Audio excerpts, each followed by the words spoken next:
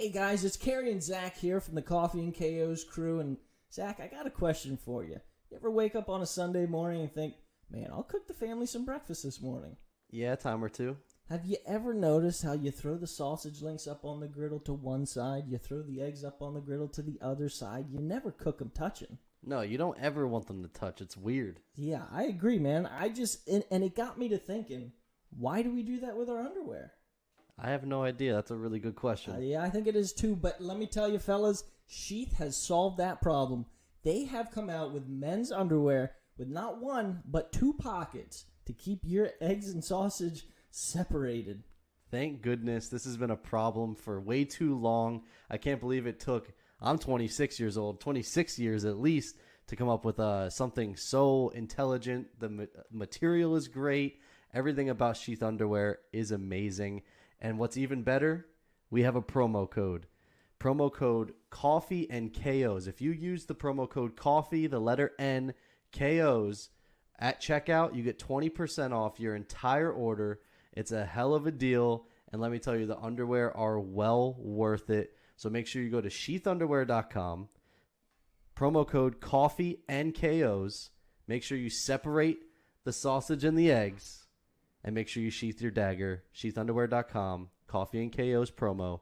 20% off. Go get yourself the most comfortable underwear in the world. And don't forget to sheath your dagger.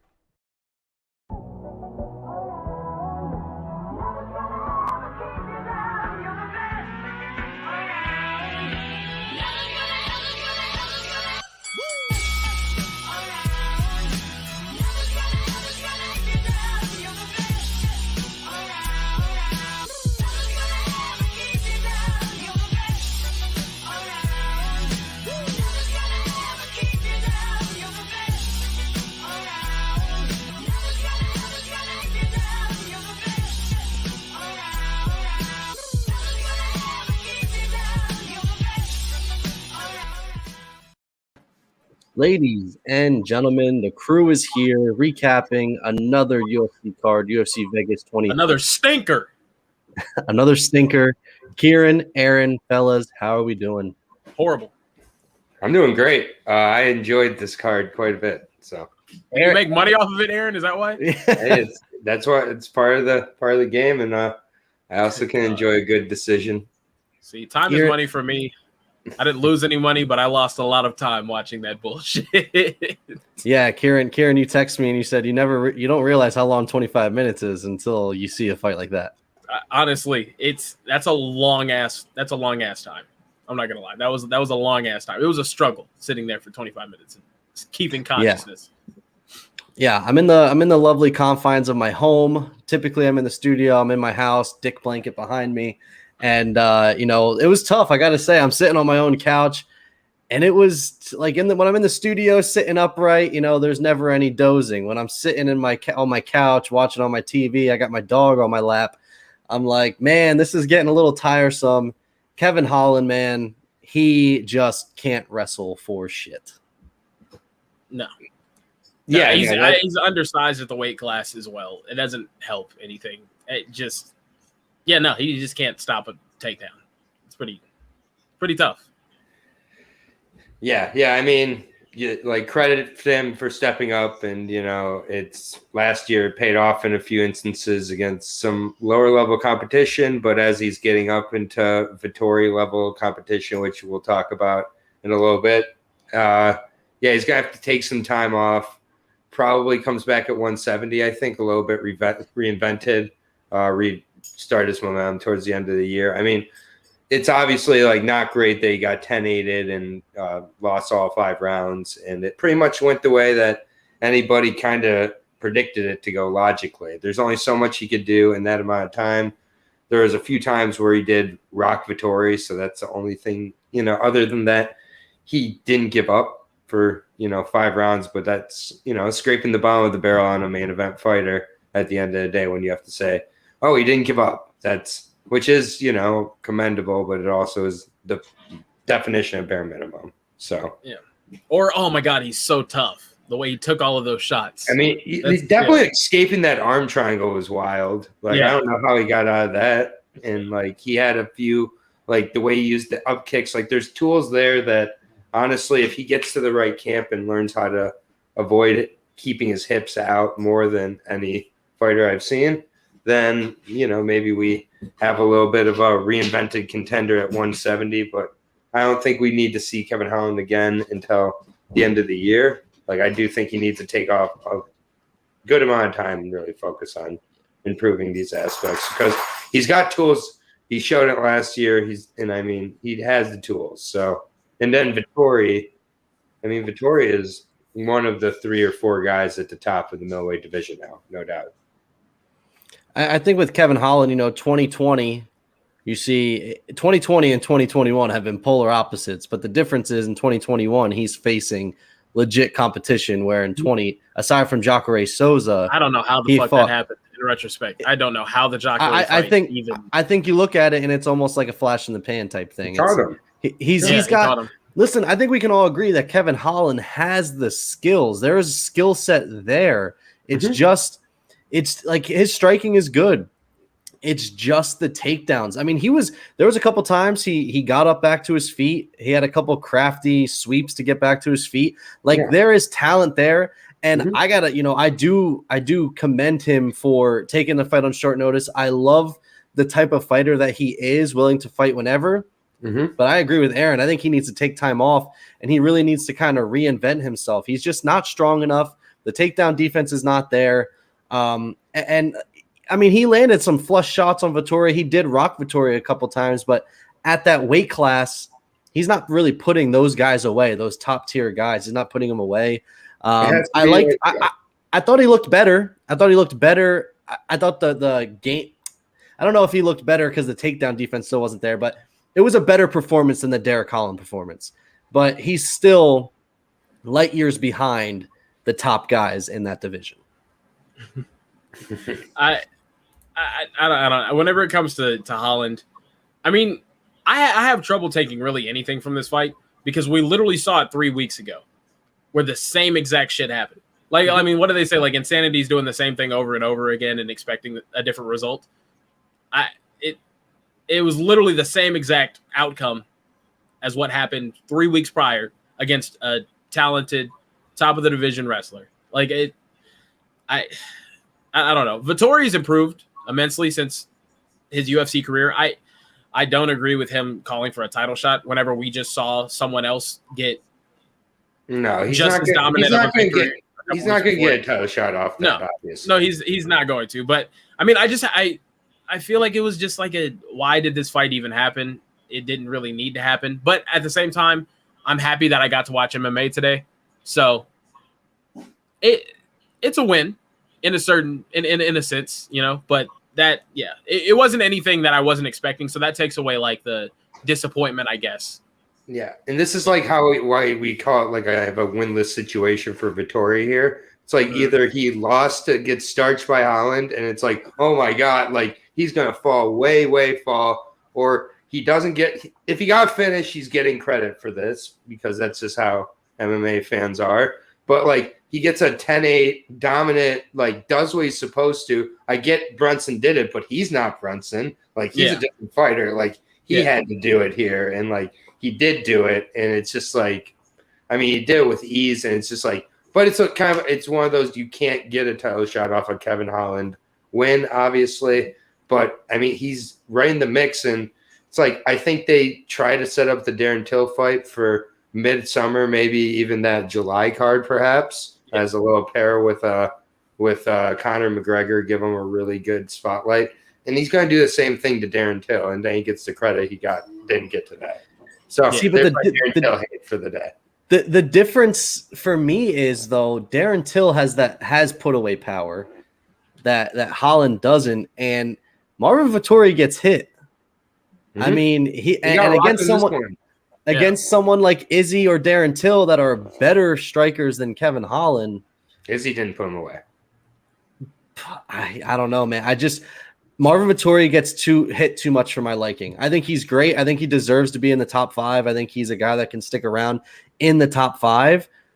But if he keeps getting hit the way that he gets hit, and that was my gripe with him in this fight, and that was what I was going to bring up next.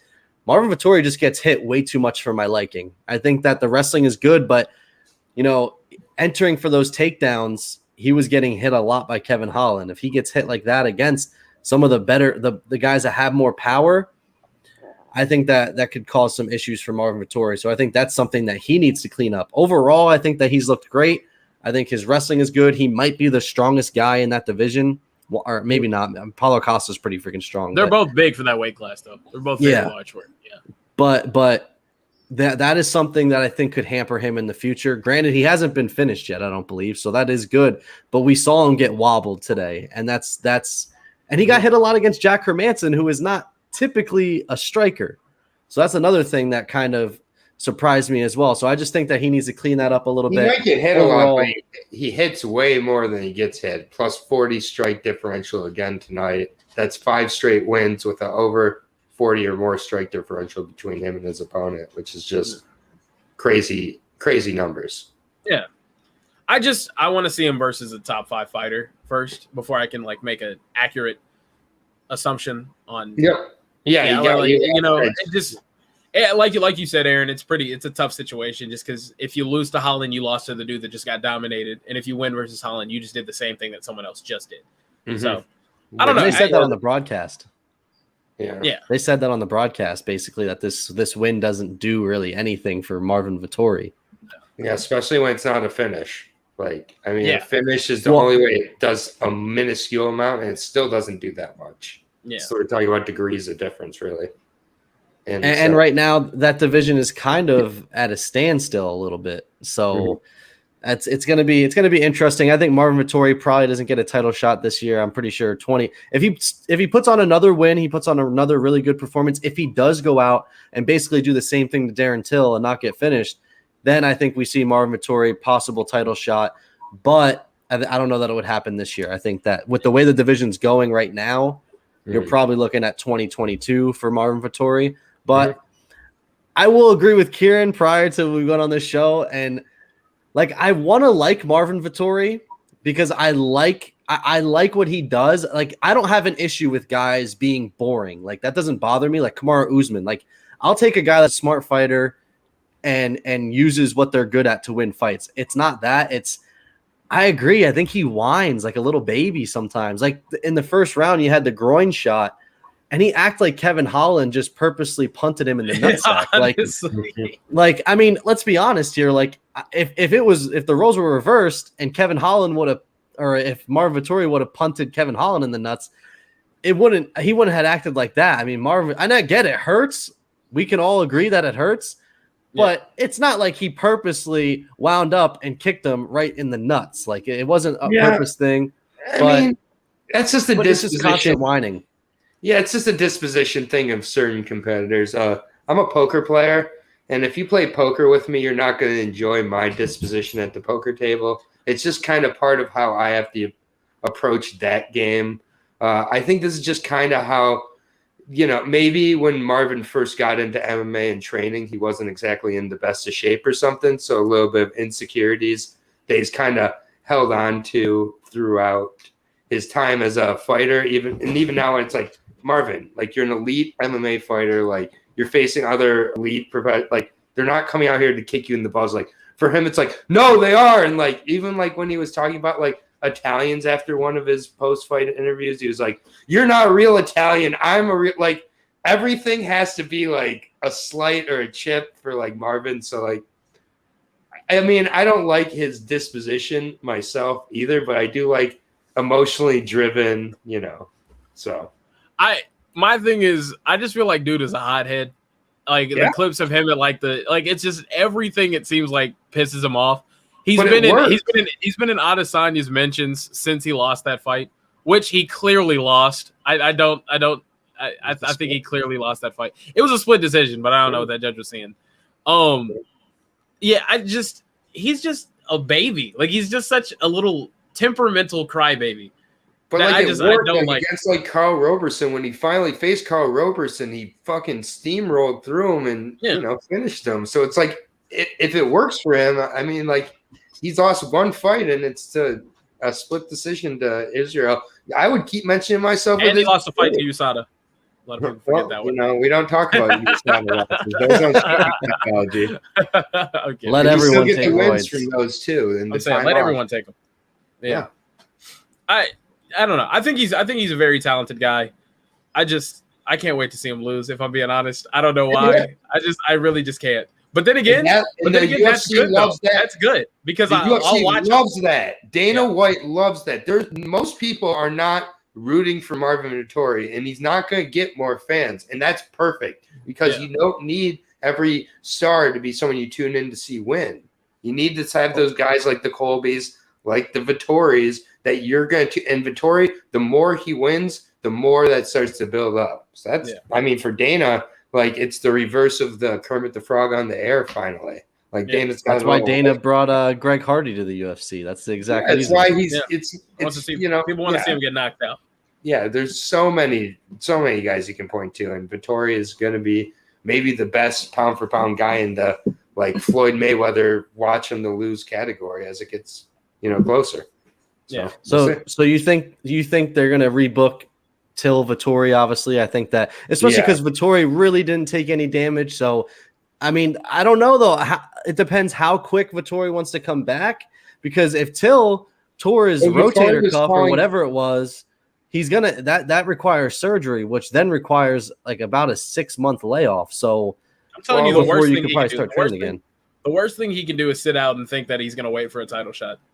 That's the worst thing that he can do. I think he should just book the rematch versus Till, or maybe Jared Cannonier after coming back. Depends. Yeah, and I think that with Vettori, he's looking. It seems like he maybe wants to take a little time off after this too, because he was just like calling for October. So October seems like around October, November would be the time Till would be recovered. That fight happens at the end of the year. They have 6 months to make memes about it so that the fans all care about it, put it on a pay-per-view, and then Vettori will take it. And I'm pulling for Darren Till in that one. Yeah, good. So have the odds. So. And then for KevinHolland, I think 170 is the best bet for him. Go down, maybe fight at the end of the year. Your size, dude.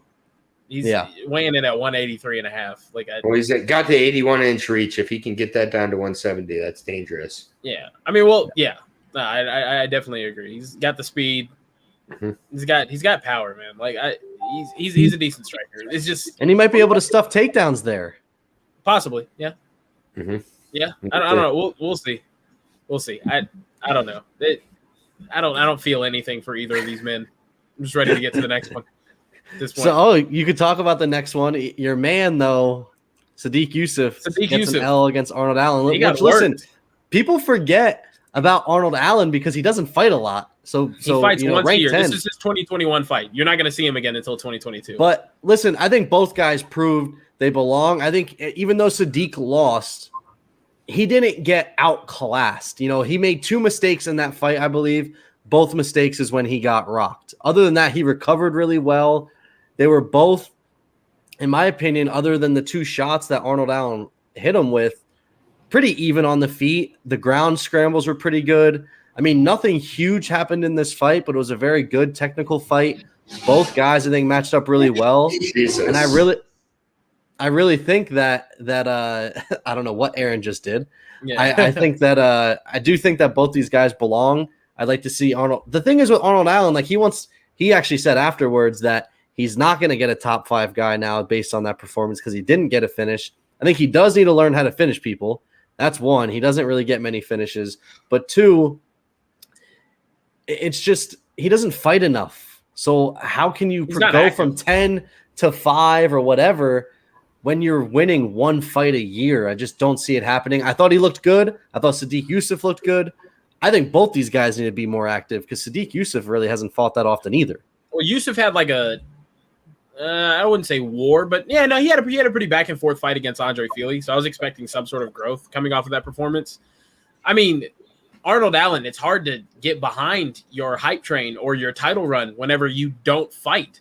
Like he's been in the UFC since 2015, and this is his 9th fight. It's just like fight more. I don't know what else to say. It's just he trains in Canada, but he's fought once 2016, once 2017, once 2018, once 2019, once 2020, and now once 2021. So if you see some activity, then I think we'll have a contender here, possibly. I mean, still, it's tough. You've been on this run. He's undefeated in the UFC, ranked inside the top 10, yet a lot of people can't tell you who he is. You know what I'm saying? Like there's not much hype behind him because he hasn't been able to build anything. This is a solid win, though. I like this win. I mean, I thought Sadiq Yusuf was really, really talented. I think he's very hittable, though, to be honest with you. I think that kind of showed in there. But also, Arnold Allen was setting him up with some slick stuff. I don't know. The head kick was insane. Even punches in the pocket were crazy. I mean, I don't know. That kick landed flush, but had he not slipped and got a little bit more power behind it, Sadiq could have went out. He actually slipped as he landed it. Sadiq is tough, man. He's tough because he was wobbling all over the place and still managing to get it out of the way of shots. But man, I don't know. It's just, once again, like, some of the fights on this card just like left me feeling like, okay, cool. But after that, like, not too much, you know, I'd be excited to see Arnold Allen fight. I don't know, someone ranked above him, maybe like I know Dan Ige's booked, but you know, someone top 10, another top 10 fighter. Like, I think he's overdue for a step up Ryan in competition. Hall. No, not Ryan Hall. Good God. No. Maybe a Jeremy Stevens. He's ranked one spot ahead of him. Jeremy Stevens is at 155 now. Oh, he moved up? Yeah, he's fighting next week. All right, does Josh Emmett have a fight booked? I don't know where he's at with his recovery. Yeah. See, I don't know. Just fight somebody. But then again, that's just 145. It is a division full of inactivity. It is a division full of fighters that don't want to fight each other for whatever reason. I think I don't know. I don't know. It's just, Brian Ortega's been out for how long? Before he fought Korean Zombie. Korean Zombie was out for like 2 years doing his military service. Zabit hasn't fought since 2019. Yair hasn't fought since 2019. Missing. Yair's missing. I mean, Max Holloway's the only one that really wants some fights now. Calvin Kattar just got the life beat out of him. He's going to be out for a year or so. He's still in concussion protocols right now. Yeah, I saw that. Josh Emmett hasn't fought in forever. Jeremy Stevens has now moved up a weight class. Nobody in this division is active. It sucks. Like, it really just sucks. That, like, this is the least active division ever. I'm not gonna lie. We're calling for Max Holloway versus Arnold Allen next. Those are I think Max Holloway versus Zabit might be getting booked in the summer. That would be electric. I don't want that fight to happen because I like both of them, but I want someone to fight. Yeah, I don't know with the matchmaking of Allen, but I do think Allen's going to look to be a little more active here and build off this momentum. And the one thing I definitely liked about this fight, and I was questioning coming into this, is he faced mostly grapplers coming into his UFC career almost exclusively. It looked really good, but this was a striker. And, I mean, he really uses grappling to establish his striking and just, like, has some good power, and his defense is even better than that. And he's kind of a decision machine, so that's going to slow the progress, especially with the rate he fights at too. But it's just hard to really hurt this guy and capitalize it, and you're not going to be better with grappling than him either. So, I mean, we have an Englishman that can wrestle. I mean, man can wrestle. Yeah, he trains in Canada. Yeah, I mean, so like, I expect him to be, moved along pretty quickly here, though, because of if he's willing to be active because of the lack of activity in this division. And so I think he looked really good, and I was expecting this fight not to be even this exciting. So I'm kind of glad it was even this exciting, because I just thought both of these guys are so similar in almost every round. They almost cancel each other out, which they kind of did at points. That was definitely what happened with Selecki and Jim Miller. Like, for sure, both those guys are so good at grappling that it was just whoever was on top was going to win, but that was it. Like, neither guy was going to finish the other guy. So it was similar here with just, I mean, if you take away those two drops, though, it's probably a split decision one way or the other. That's the thing. And then but two drops are two drops. So the other thing about Arnold Allen, have to be too upset about it, though, in my opinion. The other thing about Arnold Allen is just like, I don't see how you can build any sort of momentum with this sort of activity. You know what I'm saying? Well, like, usually fighters inside the top 10 would be eligible to like headline cards. You know, can you see the UFC headlining a card with Arnold Allen? Hell no. No, there's probably hardcore fans that saw him for the first time today. You know what I'm saying? Like it's, I don't know, but I do agree that he has all the talent in the world, man, and I think he should look to be more active now. Also, you know, with the inactivity in this division, especially in the top 10, maybe he's just not been able to find a fight. You know, so could be that too. I don't know. It is what it is, though. So I actually want to get to the real fun now. I'll be honest, this card kind of, it's like one of those cards we're thankful to have fights, but when it comes to recapping it, it's like, oh man, like nothing really exciting happened. But for you, Kieran, something very exciting happened today. First off, we get a battle of the walkouts. We got Taylor Swift versus Miley Cyrus. So Aaron, I want your take. If you have to listen to T Swift or Miley Cyrus in the car on a road trip, which one are you going with? I'll go with T Swift. Okay. Thank you. Good man. Kieran, T Swift. Okay. Hey, Tay, all day. Are you kidding me? I'm just, she's from Reading, PA. I'll take it. I live in PA. So, you know, hats off to T Swift. But yeah, so we had battle of T Swift, Miley Cyrus. Then we had Kieran's man, Sam Alvey, taking on Julian Marquez. And Sam Alvey. Don't even do it. Sam Alvey is, he's a goner. He is a goner. Listen, I was a little nervous because he went on a 4-fight losing streak before and they still didn't cut him. I don't know. Maybe he's got some dirt on Dana White. He must. But yeah, Sam Alvey got subbed by Julian Marquez today. I mean, it was a pretty back and forth opening round. I mean, it was a good fight. Hurt. Yeah, I mean, it was a good fight. It was pretty exciting, which is something that you can't say about most Sam Alvey fights. But yeah, it was a pretty back and forth fight. Marquez caught him with stuff, and you know, Glory MMA got a win. Good God, because they were about to hear it from me if he lost. I swear to my mother's life, I was going to let loose right here. But Sam Alvey takes another loss. That's 5 out of his last 6. Hasn't won a fight since 2018. Should be cut. Good. Yeah, I've never been more happy. I was literally screaming. I was literally like, yes! Oh my God, yeah! Whenever you got choked out. Like your favorite fighter just won the belt? Honestly. Like, no, literally, it was just like my favorite fighter just won the belt. Or I just, like, won money on something. And, like, I had nothing up on this fight. It just made me extremely happy. Not that I want to see anyone's career. Actually, no, yeah, I do. I wanted to see his career over. I'm not going to lie.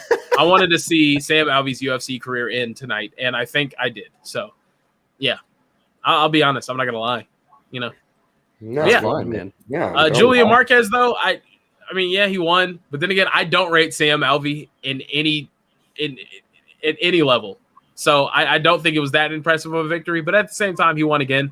Also, Julian Marquez, if you do another one of these lame ass post-fight freaking promos, I mean, like, they're not even remotely close to hitting. Like, I'm not gonna lie. They suck. They just straight up suck. I'm not gonna lie. That's what you think, but he's gaining so many followers from it. Bruh. Mm-hmm.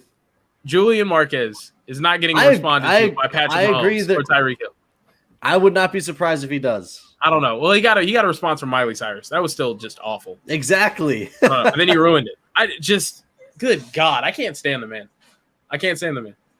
Yeah, I've never been more excited for such a throwaway fight than this one. I'll be honest with you. A cool story, bro, was too. We were literally both screaming. We were on a Discord call watching this through stream and screaming excited when Sam Alvey got choked unconscious. Yeah, that was bad. Yeah. Aaron, any thoughts on Sam Alvey? Any last words for Sam Alvey? No, yeah, I think he's cut. You know, it was a good fight. It was good to see Marquez back in there, honestly, after like 3 years off and that inactivity to follow it back up. And frankly, it looked like having the rhythm is really starting to help him a little bit. I know that we don't rate Sam Alvey high, but he did come off a draw with Dawoon Young, who we just saw how good he looked, or some of us saw how good he looked earlier on the prelims against William Knight. And it's just like, so, I mean, it's the way that Sam Alvey wins is ugly, but like, I mean, had to show it, you know, the way he loses is beautiful also. So there you go. This right here, yeah. I might make that my screensaver on my cellular device. No, I just might. I think that should be your profile picture. It low-key should be my profile picture. But I yeah, want to change my name right now to Sam Alvey Stan or something. You know, I don't know. I've never been more excited at such a just random, useless, meaningless fight than that one. It was great. Yeah. I loved it. I mean, I was a little. I will say, like, I think Marquez fought that way because it was Sam Alvey. So I hope he would not approach another fight that way because there's a good chance he probably gets finished. I mean, he did get rocked. I'm hoping that he only approached that fight that way because it was Sam Alvey, because he felt like he could eventually put him away. So that was the only thing with Marquez that kind of worried me a little bit because he did get wobbled. No, Maki Pitolo and Sam Alvey aren't going to tell you a whole lot about how he can compete exactly with UFC talent yet. So next fight out, I expect a legit challenge. And Kevin Weeks asked, who do we see Vettori fighting next? We discussed that before. We said Darren Till. So you're probably a little bit late joining. So we discussed it. Darren Till, probably October-ish. Yeah. So that's that. Sam Alvey, RIP, man. Sam Alvey can fight me in LFA. I'll train. Yes, maybe PFL. I'll beat Sam Alvey's ass. I promise. I have no shame saying this. Oh my god. I hate you, Sam Alvey. Look, I'm looking directly in the camera. Look, you and your shitty smile and that fucking smiley face shaved into the back of your head. I think Sam Alvey spray tans. I don't know if you guys saw it, but 100% he does. Going. He had a tan like sponsor on his back one fight. You don't remember that?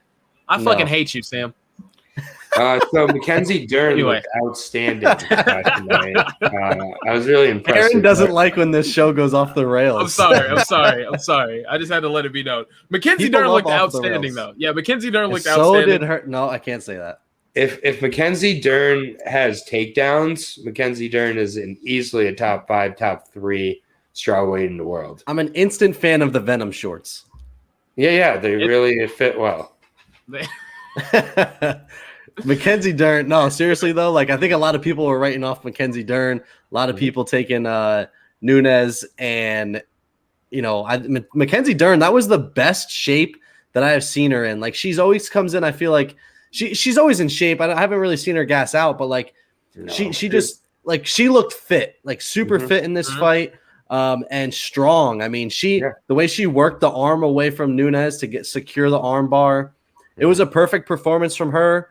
Yes. And I think that Mackenzie Dern, she's going to be a legit problem because even if you take her down, she is dangerous off her back. She has legit Brazilian jiu-jitsu. Yeah. I just want her to be bad.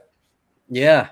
So I really like Mackenzie Dern. She's coming into her own now. She's a mom. John Anik. Can I just say something? Is there ever a fighter that has a child that John Anik doesn't mention? Doesn't bring up?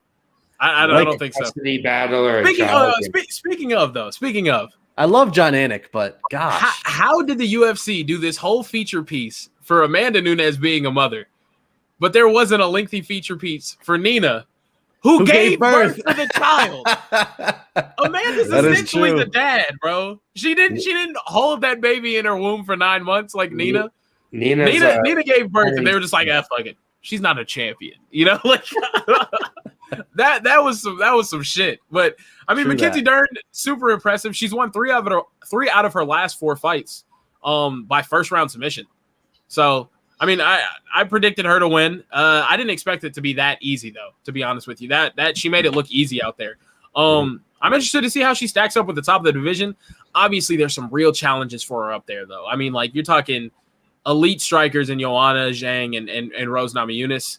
I'm not sure where she goes next. I know she's going to leapfrog a bunch of people. Maybe Michelle Watterson. I would love to see that for my own personal taste. But Venom, the battle of Venom shorts. I would love to see that grappling competition. And can I say one more thing? Can I say one more thing?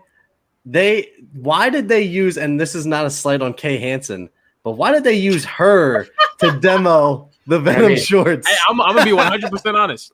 I didn't know who the fuck that was. Whatever the fuck I saw at the first time. I was like, they just got some model to stand next to Brian Ortega. Yeah, people just quick glance and saw Valentina Shevchenko and didn't look into it. I think that, and like Shevchenko's like, I'm preparing for a fight. I'm not going to model Venom shorts, like whatever it was. And then they're like, Kay Hansen. She's like, sure. I think my ass probably looks better in Venom shorts than Kay Hansen. Respectfully disagree. I'm just listen. You never seen the So dunk mine that I definitely got. does, though. I got a wagon. I know mine definitely does. If I was in the UFC, pound for pound, top cheeks, 100%. Yeah. Cool story, For sure. bro. Says Kay Hansen's considered marketable. Is that just because she's blonde and has blue eyes? Pretty much. I mean, this Well, is she's you got to remember, tattoos. this is the same company that pushes Chase Hooper, Sage Northcutt, Paige Van Zandt, and Michael Chandler. I'll say it. I don't think Michael Chandler's marketable, but it's fine. I don't know. He does a hell of a WWE promo. He does a good promo. I will say that. I just don't see everybody tuning in. Cool for story, Michael bro. Says she got nipple Nipple rings. Who's got nipple what? rings? Wait, what? I guess Okay. Kay Hansen. He must have really zoomed in on, I'm saying, on that right? picture. Yeah, He's is this scouring the from- web. All right, cool story, bro. Thanks for that Cool story, info. bro. We gotta run a banner on the bottom of this. Breaking news: Kay Hansen has pierced nips. It's nipple rings. Aaron's like, can I get off this show? I'm saying He says that's that's Cool story, bro says that's marketable. Nice. All right. So we know what Cool Story Bro is into. So there we All go. right, right on, man. But yeah, Mackenzie Dern. Going back to Mackenzie Dern, she gets 2 wins. She gets the sub and the Venom shorts. So yeah, Mackenzie Dern. Yeah. Sky's the limit. And then honestly, we're already down to the last fight on the main card. Mike Perry and Daniel Rodriguez. And man, Mike Perry looked worse under a full fight camp than he did without having a full fight camp. Like he looked better. Mike Perry that runs around Miami without a fight camp looked better than Mike Perry at a fight camp. I think Like you could tell. I've yeah. never seen someone's feet so planted in a fight in my life. Like it looked like he had cement blocks on his feet. I think you could tell he was missing Latori Gonzalez in his camp. She was in the corner. She was in the corner. Yeah. Well, I think substituting her as the head coach was really what dropped him off. You know, I think that girlfriend motivation really pushes a man to the next level. You know, especially whenever they're on that simp time like Mike Perry is. I mean, he is a tough SOB, dude. He wore so many freaking shots. I feel like it's him and Hot Chocolate, Danny Hot Chocolate. I forgot what his last name is, but Danny I Roberts. feel like I'm not sure. Yeah. Maybe, yeah, Danny Hot Chocolate Roberts, or something like that. Mhm. I feel like they look like they have car accidents that they just got out of every time they go inside the cage and fight. Like I can't remember a time that Mike Perry went to a decision and it didn't look like he was involved in a car accident right after. Yeah. I mean, it's just the dude wears a lot of shots. He takes a lot of punishment, and this one just wasn't any different. Yeah, he just got dominated, man, and it just.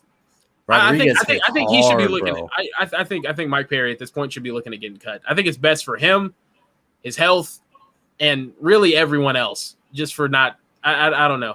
I mean, yes, he's an entertaining character, but at the same time, it's just you're not a UFC. He just signed, like he just signed a contract with the UFC, like 4 or 5 fight contracts, so he's not going anywhere. The takedowns look good. Like the takedowns looked really good, honestly. And if he could have gotten a couple more, he could have maybe possibly stolen this. But yeah, Daniel Rodriguez, this is a fight that matchup wise, his striking was made for the lack of the head movement of Mike Perry. Mike Perry doesn't move his head, and Daniel Rodriguez throws some of the straightest shots in the division and hard. And I don't know how he didn't put him away, but I know Mike Perry's a very thickly muscled guy, but he seems incredibly small for that weight class. he seems like he's losing quite a bit of thickness. It seems like USADA is starting to really play a factor. Possibly. Also, I don't know. He seemed to come into the best shape that I've seen him in recent times, but man. I mean, the cardio was definitely there. Yeah. He just like, if you're not going to move your head, you at least have to be bouncing around. And he just had no bounce, nothing. He was just literally just standing there begging to be hit. And Rodriguez hits freaking hard, man. You heard it every single time he landed. It was absolutely insane. And I gotta also say this. Mike Perry or Andre Arlovsky, worst nose in the UFC. Who is it? Mike Perry. Man, Mike Perry. because Andre Arlovsky's nose gets pretty jacked up every single fight too. Yeah. It's Mike Perry. Mike Perry went from looking like American to looking Russian because of his nose. He went from looking normal to looking like Andre Arlovsky because of that nose. Like I don't know. It's Mike Perry. I was kind of sad. Like Mike Perry for me, when he was doing all that stupid shit, I was kind of like, man, like I'll Mike be Perry, right back. 1 second. Yeah. I was like, Mike Perry deserves to like be cut. Like he's being a douchebag, blah, blah, blah. And then like, I almost was sad that he lost because like you could tell he actually put in the work this fight camp. He actually stayed out of trouble. Yeah. There was no headlines about Mike Perry punching some elderly man at a restaurant. There was none of that. Like he actually seemed to have his head on straight. And that was the worst that I feel like I've seen him look. Yeah. He looked like, awful. I tweeted, I was like, man, I actually feel bad for Mike Perry. And I thought I was going to get some hate for it because I think a lot of people don't like him based on his story. But a lot of people were actually like, yeah, me too. Like, it's weird. Like, because he seems like he's trying to turn his life around and be better. And he looked like shit. I mean, he looked worse. That was really bad. He looked like dog shit. I'll be honest with you. He didn't look good. I didn't catch most of the fight because it was kind of depressing, to be honest with you. I agree with you. I don't know. I mean, I think he had a lot of potential. He's really, really funny, entertaining guy, but this time it seemed like he took the camp seriously. I was expecting something out of him, and I got absolutely nothing in return. I think he even looked worse this fight than he did in his last couple. So I don't know. It is what it is. At this point, I think we just have to take Mike Perry for what he is, and that's an inconsistent fighter that has just outside of the cage because he has tools. He just not the right camp and just not the right head. Yeah, just not the right head space to really put it all together, like you said. Yeah. It just sucks, man. But in other news, the Coffee and KO's curse is broken. I know you didn't want to believe it with Miranda Maverick, but it's officially broken because Joe Selecki, maybe not the most impressive performance, but he won. He got the win over Jim Miller, who set the record for UFC fights, 37 freaking UFC fights. Absolutely insane. So Jim Miller, he beats him. It was a boring ass fight. That was 15 minutes. I literally feel like on right now. a lot of fights on this card was like, man, like I literally just lost like 15 minutes of my life. It was so up and down. It was like violent knockout, boring decision. 2 violent knockouts, boring decision. Submission, violent knockout, super boring decision. Like, yeah, you got no rest from the ups and downs from this. I mean, it looked pretty boring, to be honest with you, for the couple of seconds that I did catch it. Aaron just said, "Screw all these fights. I'm only watching a couple." I know, right? Or Kieran, Kieran. Why? I don't know why. Yeah, no. I mean, I got to see the McDessie Bahamondes. Is that how you say it? Which was a hell of a fight. That fight was insane. Like, it just, oh my god, John McDessie, if he's going against another striker, is going to perform. He's going to give you some fights. I mean, he's going to give you some fire. And so much shorter too. Like he was way shorter. He's tiny for 155. Aaron kind of talks shit about Bahamondes, but he's only 23. Like I do think that he probably shouldn't have been in the UFC just based on his Contender Series performance. Like sign him to a developmental contract or some shit. Like I think a lot of the Contender Series fighters should have been signed to developmental contracts. To me, like a lot of them aren't when you're ready. 23, like I think Bahamondes has severe potential. Like his striking is very, very good. It's just he's so young. Like McDessie's been in there with everyone, super veteran. Like, and then you got Bahamondes, who's got 9 fights. Like, and he's 23. Like, to me, like that's a guy that maybe you see him when he's 28, 29 years old, and he is polished. But at this point, like I think his striking is very good. He's very creative, but it's a huge gap. Like there's just a huge gap there between him and McDessie. Yeah. And so I still think Bahamondes has split decision. I mean, he did. Yeah, but let's be honest. These judges were an absolute joke today. Yeah. Did someone bring up the judges? Oh, good. Yeah. They were horrible. Talking about the Bahamondes and John McDessie decision.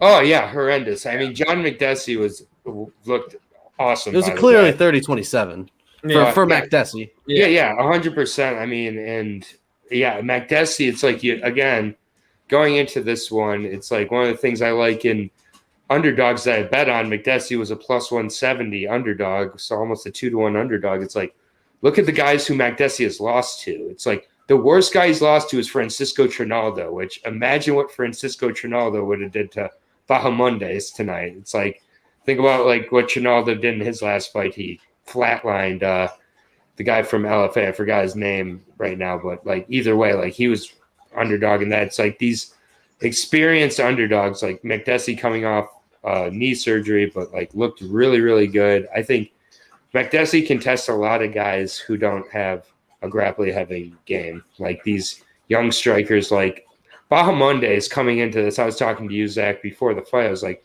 this is a tough debut to give a guy who's faced Donald Cerrone, has won a round over Dan Ige in the last 2 years. Like, I mean, it's just like, this is who you're giving a 23-year-old 16-3 guy. If you're 16-3 at 23, 12 of those wins are garbage wins. So that means you have experience over guys who you're not going to be facing in the UFC. Yeah. And it's just like McDessie, like, did not deserve a split decision. Now McDessie on Tapology has a split decision every time you look there. People are going to forget about that. It's just going to help with, I guess, betting wise if McDessie gets a favorable matchup. So from my perspective, I hope that split decision helps in that way. But that wasn't a split decision. Like, that's crazy. No. I didn't see it that way either. I think McDessie was winning the majority of the exchanges. Super exciting fight, though. I think that was easily fight of the night. Looking also at the prelims, I think we did skip over this fight. Sorry, I got a little excited talking about that one. But Scott Holtzman, your boy, Zach. Well, that's where the curse I thought was. Like, you texted me like, man, the coffee and chaos curse. But no, Joe Selecki broke that. But yeah, we could talk about that. Go ahead. Yeah, Scott Holtzman got finished by Mateus Gamrot. Gamrot. Yeah. Gamrot. Yeah. I think Gamrot has potential. To be honest with you, I believe Gamrot has some potential. His last fight, I thought it was really, really close. I could see it going either way with I forget what his name is. With Hamzat. Yeah, Hamzat's teammate that looks like he's fresh out of a steroid lab. I'm not getting it's Beast. Freaking just huge. But yeah, I mean, I think Gamrot has a lot of potential. It was pretty back and forth. I like Holtzman was hitting some uppercuts early on. I mean, countering some shots, but man, he got hit hard. And he has a hard time closing range. Yeah, he has a hard time facing guys that are taller, longer. Yeah, I feel like strikers. He has short arms and a tiny torso. To be honest with you, Scott Holtzman. I was saying this to Aaron though. Like Scott Holtzman, 37. He's probably done at this point. Yeah. But he literally started MMA when he was like 28, 29 years old, super late. Like after he was done playing hockey. Like hats off to Scott Holtzman for literally just getting as far as you possibly could based on athleticism and just trying to knock guys' heads off. That's literally all he did. But obviously you see it against guys that are more technical and MMA fighters. He struggles against those guys. You've seen it in his last couple fights, and people are calling for Nazareth against Gamrot. Yes, please. Yeah, I am all aboard the Gamrot Express. I am like on the hype train already. I think that debut, he did win. I know it was close, and when it's close, you can't complain about losing. I'm not going to call it a robbery, but I think the wrong guy got the decision still. Yeah. And it's just like, I mean, he trains at TriStar. I think he trains with, so I mean, I believe he trains at TriStar. Do I have that correct? Maybe I'm wrong on Gamrot, but I know he trains at a good gym. Maybe it's not TriStar, but either way, like, and his skill, he trains at top team, American. Yes, top team. Okay. Yeah. So he trains at American top team. His skills overall do remind me a lot of just GSP, how he can mix up the striking, the wrestling. Like he really does have one of those overall MMA game plans, and his grappling is world class. And I think that the striking, that was his first KO and 18 wins. Like, so we'll see how he responds to that. We'll see if all of a sudden now he forgets that he's a wrestler and a grappler and tries to hunt that KO, that feeling again, and doesn't just let it flow. But either way, I think this guy, he's former featherweight champion coming up to lightweight, looks plenty big for the weight, but not like he's killing himself. And just like, I want to see him against a good guy next. But I mean, Beneil Dariush, when he got finished over Scott Holtzman, that rocketed him up. I'm not saying it gets Gamrot to that level, but Gamrot's facing someone fringe top 15 next. Yeah, and I wanted to go back to the judges quick. So Jordan Griffin, gets the loss against Luis Saldana. And this is how crazy this shit is. So I watched the fight, and my dog has to go out with like 5 seconds left. Mhm. I'm like, whatever. Like, I'm going to go take my dog out. Jordan Griffin easily won this fight. Like, it's not even close. So I come back in, and we're like 2 fights after. And I go on Twitter, and I see everyone like bitching about Griffin. And I thought that they were complaining that Griffin won by split decision. I did not know that Jordan Griffin lost the fight by decision. Unanimous. Awful. Unanimous decision. Unanimous. They said 29-28, and I sat back with my Griffin bet like, I finally got a dog tonight after missing those first 2. At what point did Luis Saldana win that fight? Maybe when he missed that spinning back fist. The first minute 30 where he was kind of landing like 3 or 4 shots. I mean, Griffin controlled, I felt like, that entire fight from beginning to end. Yeah. The beginning of the fight was who one of the for a second. You want to know who one of the judges was that scored it for Lee? Saldana? No, Lee? it's old Adelaide Bird. Adelaide Bird. The same woman that got in a lot of trouble for the Canelo and Triple G fight. And Timothy Bradley's best friend too. Yeah, no, that was CJ Ross. Oh, my bad. Sorry, two different. No, my mistake. No. She's horrible.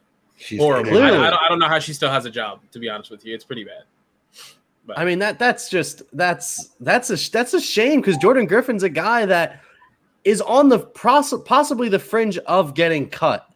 You know, he's had a lot of up and downs, and it's like, you know, you lose to a Contender Series guy that you didn't lose to, and a unanimous decision too. Like that to me is just ridiculous. I thought he clearly want to run it. I rarely ever like stop watching until the decision is made, but I was like, okay, my dog's got to go out or else he's gonna piss on the floor. Like, let me take him out. And in no way did I think that fight Luis Saldana won. And then I messaged Aaron, and I'm like, what the hell? Like, he won? That makes no sense to me. I couldn't believe it. That was probably the craziest thing that happened tonight. I feel like I was just completely insane. Carrie, thank you for the support. Carrie's out playing at Top Golf right now. Lucky him. That's nice. Yeah. Making my old job. Yeah. How many split decisions were on this card? I know. Was there 2 or 3? I think there was 3. It's anytime we had 1. Anytime we had McDessie, Bahamondes. Bad. That was it. Yeah, that was the only split decision. Yeah. Oh wait, because 2 split decisions and Saldana was a unanimous. Azure and Jack Shore was the other one. Right, Azure and Jack Shore was a split decision too. I was like, wait, hold up. Just because the guy who has the hype fought close, it doesn't mean that he lost. This is what happens with judges. This is like, as the sport becomes bigger, there's more talk about it. Like, there's just more expectations. Like, Jack Shore was expected to come in here and look like Welsh Khabib tonight, right? That was what everybody was talking about. And like Azure, you know, who 2 fights ago before Kelleher beat him was supposed to be one of the next guys at bantamweight, right? And like, he was supposed to be like one of these next big guys, and then he moved up. Like, and it's just like, I think that sometimes when these hype type guys have close fights where they still win, the judges have this weird whiplash effect where they almost view them as losing because they only barely won, because they're expected to, as a minus 300 favorite, which we'll talk about Jorgen in a second too. But like, you know, these like huge favorites, like they don't perform that way. It's like almost a loss. Does that make it? It's maybe No, you're right. It's like Jack Shore and Azure. We'll just like, we don't need to spend that much time on this fight, but Jack Shore won that fight 2 rounds to 1. I guess. Okay, so I guess my question, as far as judging is concerned, what would be your fix? Is it the judges, or is it the criteria or the system? Because me personally, I really like the pride way of just like, shit, at the end of the fight, who do you think won? Like, who beat each other's ass more? You know, I like that. Like, can you imagine if in basketball, for example, it was like, if you don't win a quarter by more than 15 points, you just won the quarter. And then it's like at the end, like there's a team who has like a great fourth quarter. It's like the points scored in each point of the contest should matter equally and not be segmented. Exactly. It shouldn't be segmented into rounds, because if you look at it, just look at Michael Bisping and Dan Henderson after their title matchup. Right. Look at who took the majority of the beating in that matchup. You know, Yeah. I You're talking about completely the second agree. one, Though. obviously. Yeah, the second one. No, the first one that got stopped. Yeah, but I mean, But you like- could say the same thing for Holloway Volkanovski. Like Right, the exactly. two biggest Yeah. moments of the fight were Max I thought- Holloway, I and thought Holloway won somehow that shit anyway. still lost. I think with something like MMA, where they're not getting the official numbers. Allegedly, they're not getting the official numbers. I don't really buy that. I think they see the broadcast, they see the presentation, they see the numbers coming across. Like they're not getting them, but they're getting them. Like, you know, it's like they have monitors. They're not just watching with so it's like, but I just think sometimes with these fights, like, you know who won, but with how it's done a certain way, it's like you can't do it that way. So I do think eventually there's going to be that fight that happens in a big enough moment to where it causes the shift, but it's going to have to be a huge fight where enough eyes are on the sport where it's undeniable. Because I even like Max Holloway's theory about like letting the fighters know what the judges scored. Well, there's certain states that do that now. Kansas does that. And a few other states do that. So I just haven't seen it in like UFC competition though. Like, I don't know. Because I agree. Like I don't know. Having a score go out, and then everyone in the audience, everyone in the crowd knows that that's what that judge would like. That's what was scored that round. You know. I mean, just let the fighters fight until they literally can't fight anymore. Make it 20 rounds. No, yeah. Did you watch the main event today? Did you watch the main event? I'm just kidding. Come on. The only other thing that I've seen is like having fighters, like former fighters, judge, but I don't think you can really do that because they even have their own biases, though. Well, I was talking. Look at to Tito Grant Ortiz's Dawson, decision making. That man can barely speak in full sentences. And it's just like you have a wrestler who's just going to give great credit to the grappling. You have the strikers. Like there's biases with everybody. It's like getting as non-biased of judges as possible is the only way, and that's not happening right now for sure. Yeah, no. Just fight to the death. That's my solution. Yeah. All right, I have a surprise for you guys. Okay. It's not that big of a surprise, but we're going to move on to segments as long as you guys are ready to move on to segments. Yeah, I'm down. So we are introducing a new segment. Here we go.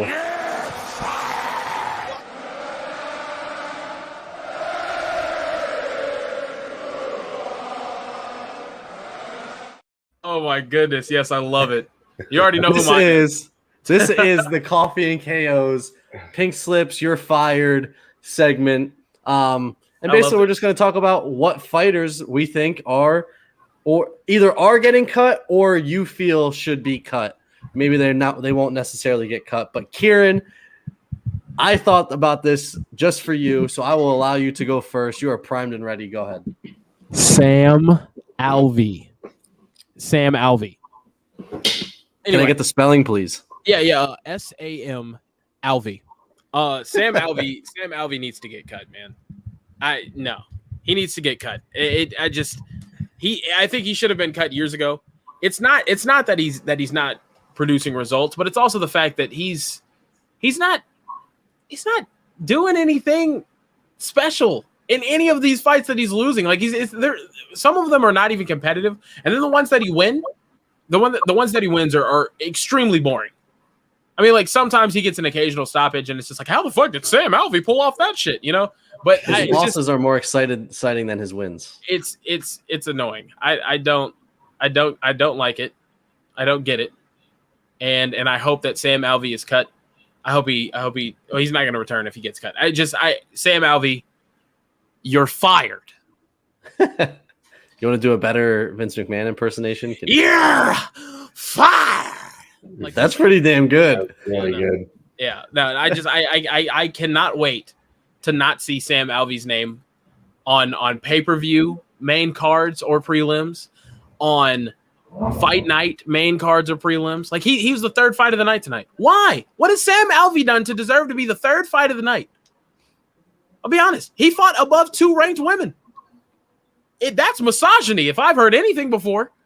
All right. Anyway, the fact I had to see Mackenzie Dern, that deliciousness, followed by fucking orange ass, ugly ass, fugly ass Sam Alvey. Anyway, it's Sam Alvey. You're fired. Go ahead.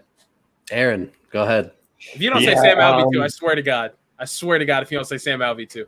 I mean, Sam Alvey, I want to pick someone different just for the new segment. You know, I feel you. Sam Alvey definitely should be fired. I think even Sam Alvey will agree Sam Alvey should be fired, and you know, so like we'll tag him in this. We'll run this promo. Tag him in this. I still have a great time watching him fight, and it is a little bit marvelous, just like how he gets these wins. I agree, it is not pretty. Me versus Sam Alvey, LFA 2022. Book it. Honestly, my pick is the biggest favorite on the entire card. And I don't know how often the biggest favorite on a card gets fired, but honestly, Jorgen De Castro, you're fired. Bro, you're straight trash. You look like you do not take care of yourself at all. First of all, my God. You are a 3-fight losing streak to Greg Hardy, where you did nothing, to Carlos Felipe, where you did nothing, and now to Jardis Danho, who had been off for 4.5 years, who'd been a pro for 4 years. He had been off longer than he'd been a pro. Comes back, and he gets molly-whopped by just walking into a right hand here. And Jarvis Danho is not UFC caliber, but no, it's even less UFC caliber. That right there. Oh, awful. Shades of Stipe. Shades of Jorgen De Castro versus Justin Tafa in his UFC debut, which, by the way, Jorgen De Castro was a plus 600 underdog on the Contender Series when he got a lucky KO where the guy who he faced had never felt a leg kick before, apparently, and he got that. As amateur, 2-4, Jorgen De Castro. Jorgen De Castro has so overachieved to make it to UFC and have not 1, not 2, 3, 4 fights in the UFC. This guy should have never been here. He got 4 checks. He was a minus 330 favorite tonight, the biggest favorite on the card. Ridiculous. If you don't know what that means, betting $330 to win 100 on Jorgen De Castro. Did you lose money on Jorgen De Castro tonight? I was just going to say that. Hell no, I did not bet it. I said this was a dog or pass for this reason. I bet the under 2.5 rounds, which was minus 240, which was less than Jorgen De Castro. I did it for this reason. Jorgen De Castro. You might hate him more than Kieran hates Sam Alvey. Jorgen De Castro is so fucking fired. It's insane. Good God. Don't worry, we still have decaf performance too. Yeah. You're fired pick. This is tough. I feel like I shouldn't do this. Actually, you know what? I'm not going to do it. No, do it. I'm not going to do it. I'm not going to do it to this person. I'm going to do it to a different person. Mike Perry. I feel like Mike Perry at this point, he's been on a slide. He's had a lot of issues. We talked about it when Aaron was gone. How I felt bad because this is the most serious I feel like he's taken a fight in a while and lost. But at this point, Mike Perry just he almost needs to get cut for his benefit. I'm not saying he'll never be back in the UFC. I think that he needs to go somewhere else, get a couple wins, and maybe round out his game a little bit more. He and I don't know how much he really loves. He loves to fight, but he doesn't like cutting weight. He's already talked about moving up a weight class. He's already too small for the weight class he's at. All week on Instagram, he's just posted food. All week. Yeah. I don't know how much he's in love with fighting anymore. He's got a kid now. They talked about him being motivated, which he looked like he was healthier as far as, mentally, but as far as fighting, he hasn't looked good. This is the worst I feel like I've seen him look. And he was on a full fight camp with a gym and everything, and he still did not look great. For me personally, I just think Mike Perry. I was kind of rooting for Mike Perry in a weird way because like a month ago I was kind of out on Mike Perry. This time I was kind of hoping that he would get a win and be flashy. It just didn't happen for him, and I just think that, in my opinion, I think that he needs to go somewhere else, get a win, get 2 wins, maybe find. Because at 170, he still just looks so small. Like, he's too small for the weight class. He's strong as shit. I mean, he picked Rodriguez up and dropped him. I mean, the wrestling looked good tonight. But he cannot close distance for shit. And he also cannot, Rodriguez, everyone in that division is going to be taller than him. So they're going to pick him apart, and he's not going to be able to get in for those takedowns. There aren't many guys like Daniel Cormier that can religiously fight guys bigger than them and get inside to take them down. That's why Daniel Cormier was at where he's at. My opinion, Mike Perry, sorry to say, but you're fired. Yeah. I mean, honestly, any of these fight night cards, I can pick like 5 fighters to fire. I mean, Scott Holtzman probably getting fired. Jorgen De Castro, like you said, I didn't want to say it. Jordan Griffin, fire his ass. No, playing him. He won. He didn't lose. I know. He didn't lose. Yeah, I mean, outside of that, I mean, Jim Miller, I think Jim Miller's a legend. Not in terms of like you've done great things, but just you've been around long enough for people to consider you such. I mean, yeah, making it 37 fights without being cut is pretty impressive. So I think you just got to let him ride it out till he wants to retire. Also, he seems like he has a really good head on his shoulders, even for having been damaged as much as he has been. I mean, 16 losses in MMA, that's got to be really brutal. It's got to be a lot of punishment that you take. Yeah, and then I might even cut KevinHolland. No, I'm playing. I wouldn't cut KevinHolland, but God, I am barring KevinHolland from ever headlining another UFC event. I agree. I think that he needs to take some time away. Yeah, 100%. He needs to sit his ass down or go down to 170, something like that. I don't know. I don't want to see him fighting in another main event though. I don't care if he talks shit and hits somebody with a spinning back kick and farts on their mama. I don't give a shit. I don't want to see him in a headlining spot ever again. Anyway, and we gotta say Herb Dean's seat his throne is cool right now. No issues today.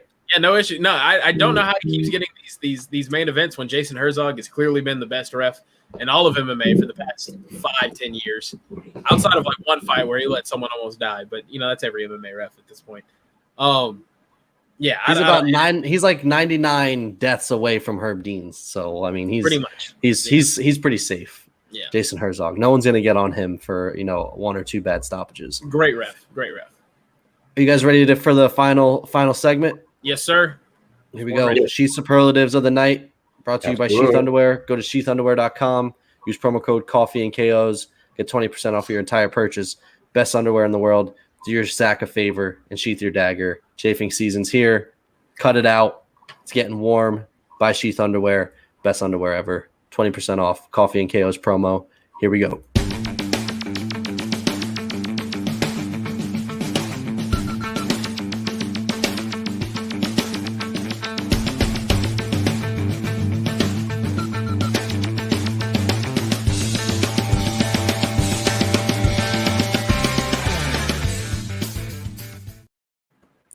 Here we go, ladies and gentlemen. It is time for the Sheath Superlatives of the Night, and we are going to start out with the espresso shot of the night. I'm going to go first because I freaking said so. I let you guys go first on the pink slips. I'm going Georges Danho. He knocked Jorgen De Castro's head clean off his shoulders, made him tear his ACL in the process. Jorgen De Castro had all that frontal weight go back onto his legs. Not a good look. Man, that was the cleanest knockout of the night for sure. Yeah, Georges probably going to get a $50K bonus, honestly, after that knockout, based on how these fights went tonight. Definitely. Yeah. De Castro, man, he's probably still feeling it. I know that he wasn't there when they raised the hands. He was still wobbly when they picked him up. So, Georges Danho, you probably haven't won many awards, but you get an award on this show. Espresso shot of the night. Congratulations to you, Georges Danho. Aaron. I'm going with Gamrot, Polish Power 2.0. It was a couple shots. It was like a double or triple shot, I guess, because he did have to finish it on the ground there. But it was like a no doubt TKO for sure. I think the second one that he hit Holtzman with actually is the one that put Holtzman out completely. That third shot, though, when Holtzman was like out of it completely. That was, I mean, and Holtzman, who 2 fights ago had 0 finishes on his record, now has 2 KOs in a row. It's a rough way to see it. Bullish Power, baby. First career KO. Crazy. That's a hell of a first career KO. Care Bear. I got to go with the head kick that that Arnold Allen pulled off on my boy Sadiq Yusuf. That was slick as hell. I mean, had Sadiq Yusuf stumbling and bumbling all around the octagon. Yeah, just fight more. Fuck. Anyway, that's it. Yeah, that shot probably is putting out anybody. Yeah, it was a great shot. I mean, he looked great on the feet to hurt. I mean, Sadiq Yusuf is a countering powerhouse, and for him to rock him multiple times, I think was phenomenal. That head kick was beautiful. Just fight more. Fuck. All right, Please fight more. Kieran, you can actually do the jacked on caffeine performance of the night. Jacked on caffeine performance of the night. I mean, it's got to go to Mackenzie Dern, not just for the shorts, but also for the performance. I mean, just performance dominated. in the shorts. Yeah, there you go. No, just dominated from bell to whistle. I mean, just went right at Nina Nunes. God, it's so weird calling her that. Nina's pants are off. And just and just I took it to her, you know. Anyway, Jesus, no, just took it to her. I mean, punches and bunches, getting her to the cage and then taking her down. And then once she's on top of anyone, I mean, I think she's subbing anybody in the world, especially if she gets you down that early with like 2+ minutes to work. That's a lot to deal with. Yeah, I'm really impressed by Mackenzie Dern. She just wiped out a top 5 opponent in the first round. I think she should get a top 5 opponent next time around as well, because I think she's going to be ranked up there. If not, her and Michelle Watterson, please, UFC book it. I would love to see it. Battle for the face of Venom shorts. Honestly, it'd be amazing. But yeah, book, please. Look, Dana, book it, please. We could bring it back to the old school WWE days, Brawl and Panties match.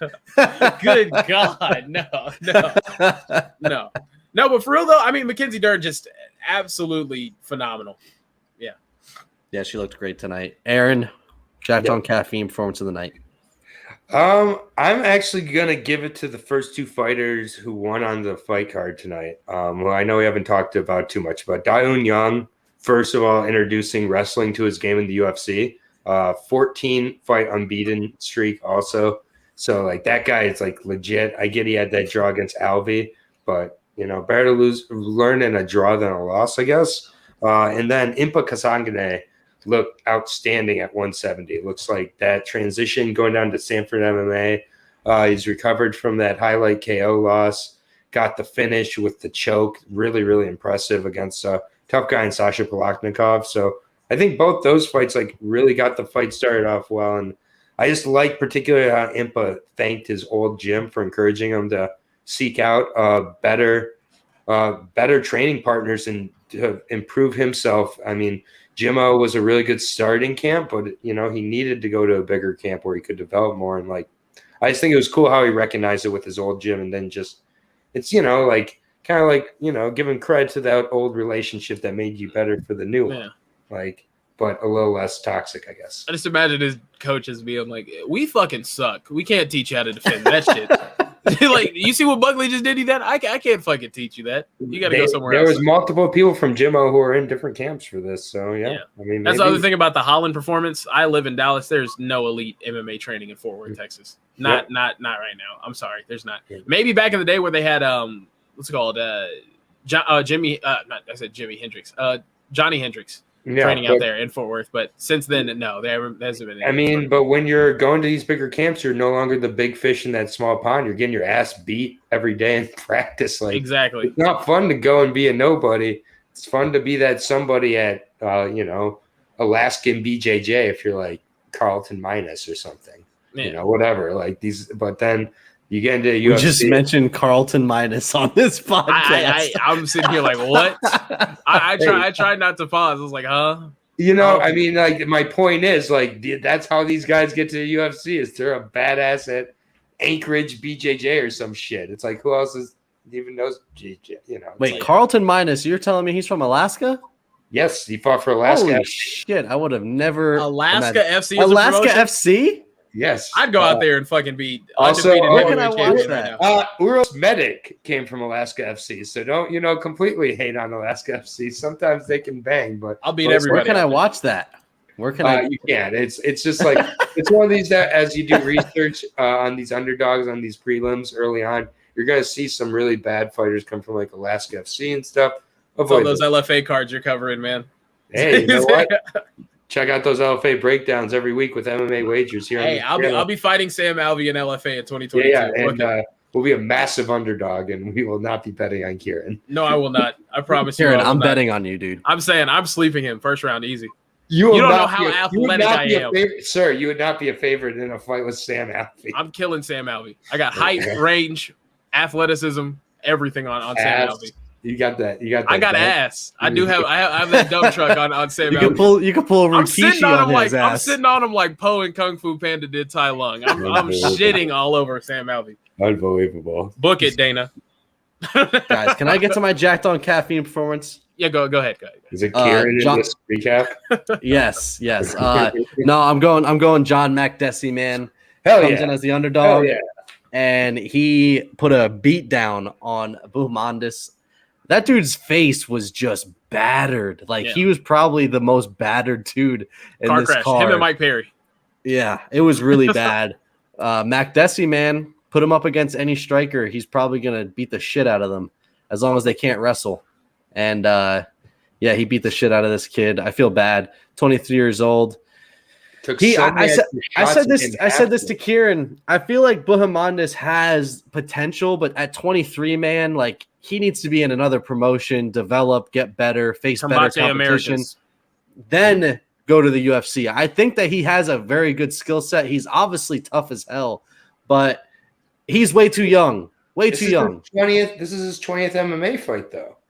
But like you said, he could be in there and fight for 20 seconds and get 20-second knockouts. Like that's my point. It doesn't matter. And also, he missed weight by 3/4 pounds, so he did the worst kind of missed cut weight where you didn't even miss by 3 or 4 pounds to where you didn't kill yourself. You killed yourself, and you still missed.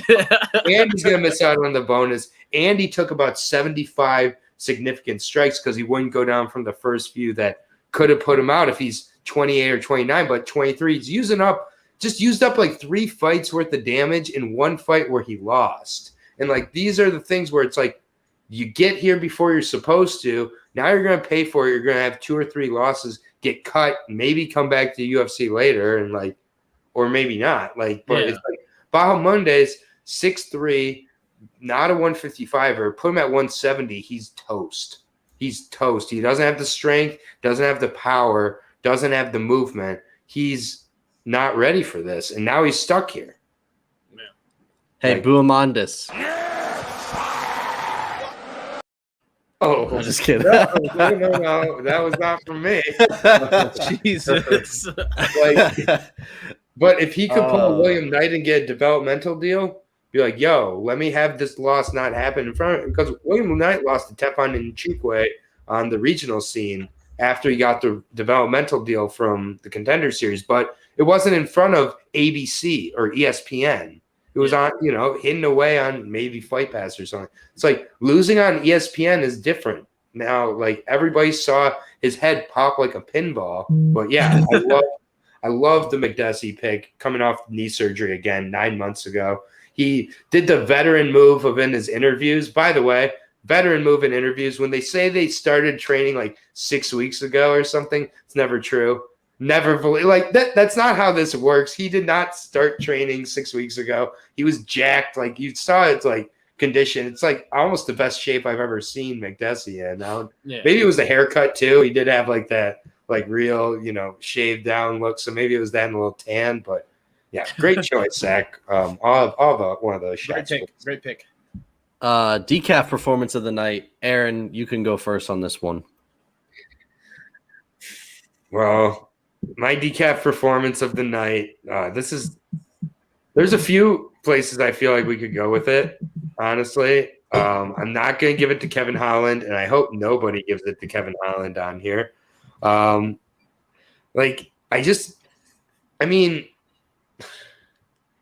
guess I'd give it to just Jorgen. Like, I hated everything about his performance tonight. He did nothing. And he just was pretty useless. Jorgen De Castro might as well have not shown up against a guy who'd been off for 4.5 years, and it's just I just don't know what his plan was in there. He's just waiting until he got Jorgen. Terrible. Kieran, you're chopping at the bit there. Oh, what? I'm sorry. What? I'm sorry. I was just looking at this picture here on my screen. It's pretty nice. I'll show it to you. That one right there. It's just still been looking at this one. Oh God! Good So gracious. is that your Good is that your decaf? Yeah, 100% my decaf performance of the night. It's got to Sam be Alvey? Sam Alvey. Yeah, it'll be Sam Alvey. Anything negative that you want me to say about any fighter on this card, I'm not going to do it. Okay, I respect these fighters. I respect the work that they put in. They have their wives in their corners just to get choked out unconscious in the second round by a Top Golf Bay host. Anyway, if that Top Golf Bay host can defeat Sam Alvey, so can I, Aaron. You can keep hating. You can bet against me, but you're going to lose your money. These hands are lethal. Ugh. Sam Alvey, 2022. I hope you get cut so I can fight you in LFA. Oh my God, I would pay so be there. much money to see that. Would you guys fight? Would you Sam fight in Alvey's Rough and ass. Rowdy? I'll fight Sam. A boxing match? Yeah. In boxing, I'm killing him. In boxing, I'm killing him. Boxing only, I agree. In MMA, he has a chance. Boxing only, I'm killing Sam Alvey. I'm murdering him. I'm knocking his head into a trash can in West Virginia on a Rough and Rowdy. Anyway, my decaf performance is Sam Alvey. Like I said, I'm gonna reach out to Barstool, see if we can get that in the reach works. out to him. I'll box the shit out of Sam Alvey. You think I'm playing? I will fuck him up. No, I'm putting my money on you. My I'm all in decaf on the Kieran performance of the train. night is Kieran for this entire rant. here. Nope. This is absolute Listen, atrocities. top golf bay hosts are 2-0 this year. People with their wife in their corner are 0-2 today. With Ask Mike Carrie, Perry yo. and Ask Sam Carrie, Alvey. find the male bail. Ask Carrie to find the male bay host there. I guarantee you they have some hands. I'm telling you, we're built different at Top Golf, okay? We're built different. Listen, I'm all in on the Kieran train. You want me to? I'll be in your corner, dude. I don't know shit about boxing, but I'll just be there. I'll give you a nice little the shoulder massage. There you go. I'll be Put an yeah. ice pack on my neck. I'm Yeah. not gonna take that much damage though. It'll be over in the first round. I don't need a corner man. It's gonna be over quick. All right. I'm You can just knocking the orange dust off of that mother. I swear, I will knock the Cheeto dust off of that man's skin. I promise. Anyway, Sam Alvey. Are we clipping this and tagging him in it? Sam, you can tag him if you want Will you to. censor my face, I mean, please? he just took a loss. I don't want to like disrespect the dude too much. Like he just took a loss and he's gonna lose his job. It's pretty tough. It's a tough thing. He doesn't need to hear that some fucking 6'3" alpha male down here in Dallas, Texas, will whoop his ass in a boxing match. Anyway, even though it's true. My decaf performance of the night. There's actually three that you guys didn't mention that I kind of wanted to mention. So William Knight won for me. I thought he looked awful. His gas tank was bad. He just didn't look good in any way. And I think Jung looked great, but I still think William Knight looked really, really bad as well. Mm-hmm. So that was one. Mike Perry was another one. I've never seen Mike Perry look so flat-footed in my life. Like, I still think he probably would have lost the fight, but there was just no bounce or anything in his game. He just looked flat as hell. Aside from the one takedown he landed, there was nothing else that was impressive about that fight whatsoever, other than the fact that he stayed standing. That was the only other impressive thing he had. And then the other one, which pains me to say, and I hope he doesn't watch, but Scott Holtzman, man. Yeah, that was just bad. Just really, really bad. And that's two in a row now, two really bad knockouts in a row. I want no problems with Scott Holtzman in LFA, but Sam Alvey, book it. How does Scott Holtzman make weight, man? That dude is just thick. He is like thick as hell. All torso. I don't know. He's like all body team. I kind of want to look like Scott Holtzman. Oh, goodness. That'd be It's sick. been a fun time. Aaron is so pissed that I'm disrespecting these guys. It's so. I don't do that. It's Would just you the fight- shade of my hat. It's my hat. It makes Okay, my face look darker. I got you. So, there you go. Let me turn it around. No, we're all good here. I got you. I had a great. I love it because we all bring our own perspectives here. I think that's a part of it. We don't need an echo chamber of three of us bringing the same perspective to all these fights. We got to have the technical aspect of it with Kieran, obviously not me. Then me with my out of these realm, bringing up recent experience and stuff. I got a question before we shut it down. Who can I beat? Jorgen De Castro. You can beat Chris Avila. God. You can beat Chris Avila. I don't even know if I know who Chris Avila is. You remember Chris Avila? He's like Nate Diaz's protege. Came in and got his ass whooped in every single fight. No, I don't. I'll put it this way: he got his ass whooped by the GOAT, Artem Lobov. Oh, okay. Yeah, no, he's bad. I'm gonna start seeking out opponents. Yeah. Good luck. But all right, guys. Anything else for the good of the cause before we shut her down? I don't think I can beat any current or past UFC competitors. I'm saying. You don't think you can beat CM Punk in a fight? No. I don't think I can beat CM Punk in a fight. All right, I'll tell you who I can beat. I'll tell you right now. I could beat a mountain lion, a small one, in a fight. I could beat Brock Lesnar in a boxing match. I can beat Sam Alvey in an MMA match. After a year of practice, I'm athletic. I'm getting so triggered right now. Here we go. Let's see what else. I'm getting my sheath underwear in a bunch. CM Punk, I'm beating in any sort of athletic competition. Doesn't matter. Who else? Name a fighter. I bet I could beat him at something. No thanks. I don't. Oh, I think I could beat fighters in like other things, but as far as fighting them, no. No. As far as boxing, a lot of fighters, I think I could beat them. My friends called me the UFC bantamweight champion because they were like, "Do you think you could beat Ronda Rousey's ass?" I was like, "Of course, I'm not gonna fight her." But yeah, of course. I don't know. She probably goes rounds with Travis Brown. He's a woman beater. Oh. All right, and that's where we stop it. I'm just saying. Aaron goes dark. Aaron hides his face. And that's where we stop it right there. I'm just saying. It was a fun show. Oh, man. It was a great show, guys. Our final show ever. No other show.